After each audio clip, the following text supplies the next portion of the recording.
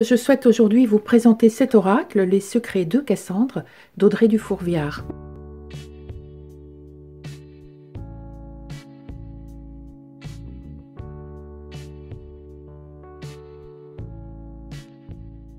Avant de vous présenter ce jeu et ses cartes, je voulais tout d'abord vous parler un petit peu de son auteur, Audrey Dufour-Viard. Audrey est une artiste qui vit, je crois, dans le sud de la France, et qui est une vraie artiste, puisque c'est elle qui a peint et qui a conçu les tableaux. Regardez comme le dos des cartes est très joli avec cet arbre, les racines, des branches et cette lumière au fond, ainsi que les couleurs. C'est vraiment ravissant. Et c'est elle donc qui a conçu les tableaux. Vous voyez ici, dans chaque carte et chaque tableau, il y a ses initiales, desquelles sont tirées ensuite les 52 cartes. Elle s'intéresse au tarot, à l'histoire et à la mythologie, d'où le nom et l'histoire de Cassandre, dont je vous parlerai tout à l'heure. Elle pratique l'écriture automatique, elle est guérisseuse, elle a donc en elle cette intuition et elle avait surtout cette envie de créer un oracle. C'est d'ailleurs son tout premier oracle et je trouve que c'est une vraie réussite. Mais nous allons le découvrir ensemble. Le coffret se présente ainsi. C'est un coffret assez épais, classique. À l'intérieur il est mauve, il rappelle la couleur de la carte. Il y a un petit pochon doré. Ensuite il y a un livret en couleur, environ 180 pages. Ce livret est très agréable à utiliser.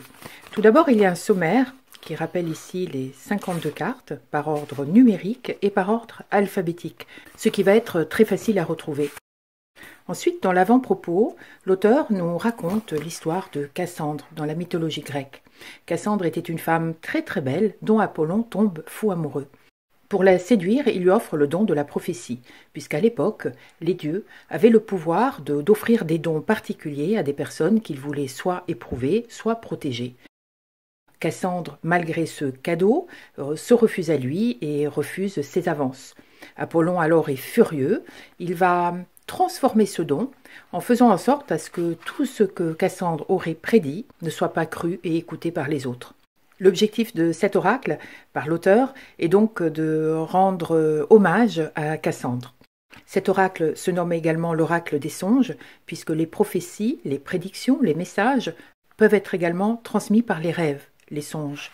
C'est pourquoi l'auteur ensuite nous parle du symbolisme des songes dans l'histoire des hommes, dans la Bible, dans la mythologie grecque et dans le chamanisme, ce qui est très intéressant. Ensuite, l'auteur évoque la méthodologie des tirages. Alors, si nous n'avons pas envie de tirer des cartes, de faire des tirages, on peut très bien survoler le livret, hop, et choisir au hasard une page, un message, une carte. Soit mélanger les cartes et en choisir une, qui va être la carte du lendemain, ou du matin même, soit en choisissant un nombre au hasard entre 1 et 52, qui va se reporter à une carte spécifique. Ensuite, on nous propose 3 méthodes de tirage assez classiques, celle à 3 cartes, passé, présent, futur, celle de tirage en croix et celle des 12 cartes, les 12 mois de l'année. Voici donc pour le livret. Les cartes ont une tranche dorée, elles sont grandes, elles n'ont pas du tout la forme d'un oracle classique dans lesquels elles sont en général beaucoup plus larges. Celles-ci ont une forme de tarot, mais beaucoup plus grand que le tarot classique. Elles sont satinées, elles glissent très bien, elles tiennent très bien en main et elles sont surtout très très colorées. Ce que j'aime dans ces cartes, c'est que le dessin prend une grande importance. Elles sont numérotées, on l'a vu dans le sommaire du livret. Elles ont un mot-clé et ensuite chacune a une petite phrase. J'aime beaucoup ce style de peinture et ce que j'aime peut-être particulièrement, parce que je me suis posé la question, c'est qu'elles ont beaucoup de jaune, beaucoup de couleurs solaires, des couleurs vives, des couleurs gaies. Donc c'est un jeu plutôt optimiste, même s'il y a des cartes peut-être un petit peu plus sombres. Je vais vous en faire découvrir quelques-unes en fin de vidéo, pas du tout le jeu parce que ça serait trop long. En revanche, je vous propose maintenant de faire un tirage avec 2 cartes pour vous montrer ce que l'on peut attendre du jeu. C'est bien sûr un tirage général, sans question précise, qui vous correspond aujourd'hui à cet instant T.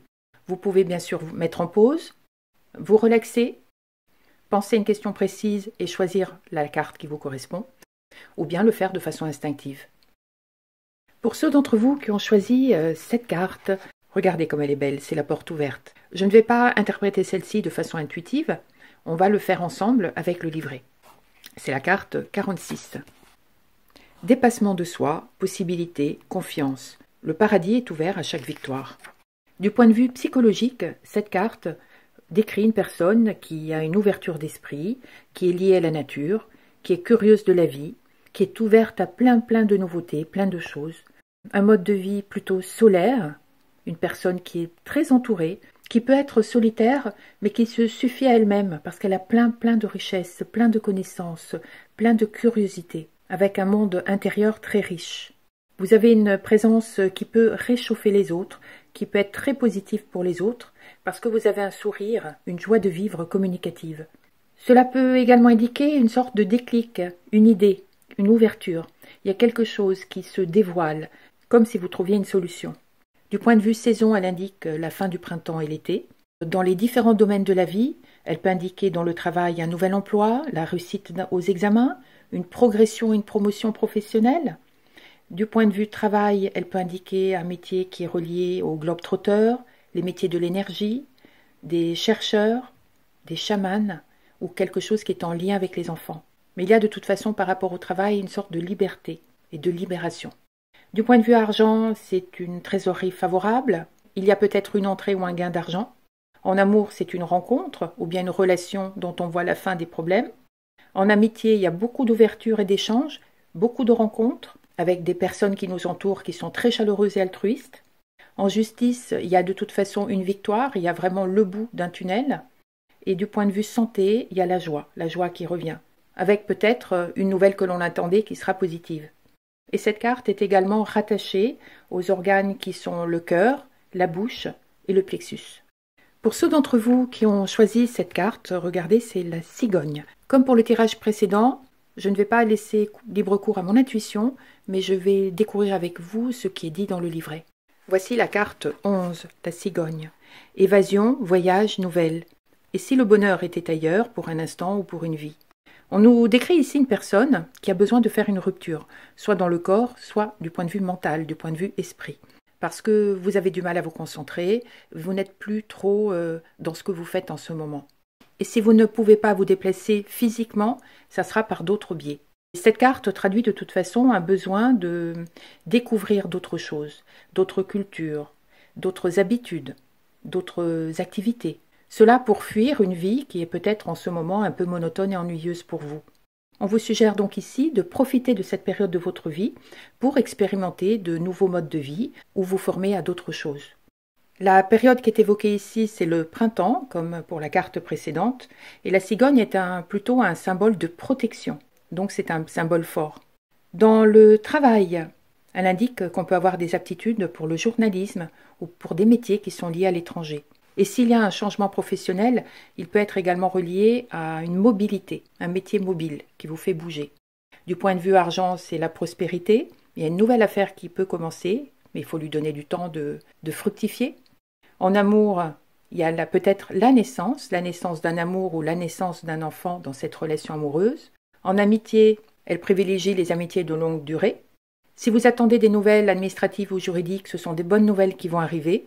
Et du point de vue de la santé, c'est également une carte de protection qui pourrait peut-être vous suggérer de prendre quelques jours de vacances. Les organes évoqués par cette carte sont ceux qui touchent l'épaule, les bras, les poignets et les mains. Voilà donc l'interprétation qui nous est suggérée par le livret d'accompagnement. Les cartes sont très colorées, je les aime beaucoup. J'aime ce style de peinture, ce style de tableau, parce que les couleurs sont très lumineuses et je suis très attirée par ce genre de couleurs. D'ailleurs, le style de cet oracle parlera et plaira, je pense, beaucoup à ceux et celles d'entre vous qui aiment déjà l'oracle Les Portes de l'Intuition, Les Portes de l'Univers, que j'ai déjà présenté en vidéo. Vous pouvez voir les liens ci-dessus, parce que c'est tout à fait le même style de mots-clés et de tableaux. Je vous laisse maintenant découvrir quelques-unes des cartes de ce jeu, et je vous retrouve tout de suite après.